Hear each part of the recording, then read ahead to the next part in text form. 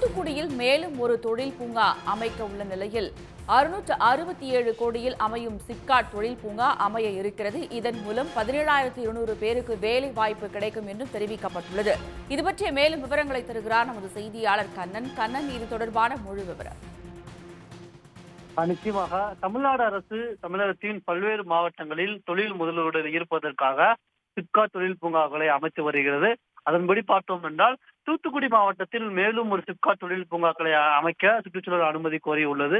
அதன்படி அள்ளிக்குளம், ராமசாமிபுரம், கீழ்த்தட்டப்பாறை, மேலத்தட்டப்பாறை, உமரிக்குட்டை, பேரவுர்ணி உள்ளிட்ட கிராமங்களில் 1967 ஏக்கர் தொழில் பூங்காவானது அமைய உள்ளது.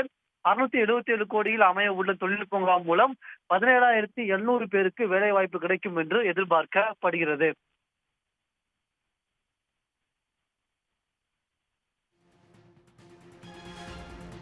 கண்ணன், இதற்கான அனுமதி கேட்டிருந்த நிலையில் அனுமதி கொடுக்கப்பட்டு விட்டதா? இது எப்போது தொடங்கப்படும்? அது பற்றிய தகவல் கண்ணன். நிச்சயம்.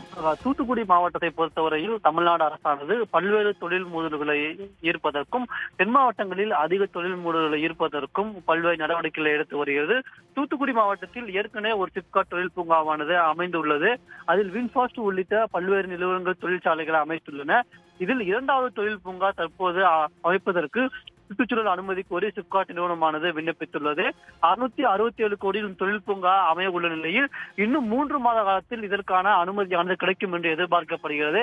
அதனைத் தொடர்ந்து இதற்கான கட்டுமான பணிகள் மேற்கொள்ளப்பட்டு இந்த ஆண்டு இறுதி அல்லது அடுத்த ஆண்டு தொடக்கத்திற்குள் தொழில் பூங்காவில் தொழிற்சாலைகள் அமைப்பதற்கான பணிகள் மேற்கொள்ளப்படும் என்று தமிழ்நாடு அரசின் தொழில்துறை அதிகாரிகள் தெரிவித்துள்ளனர்.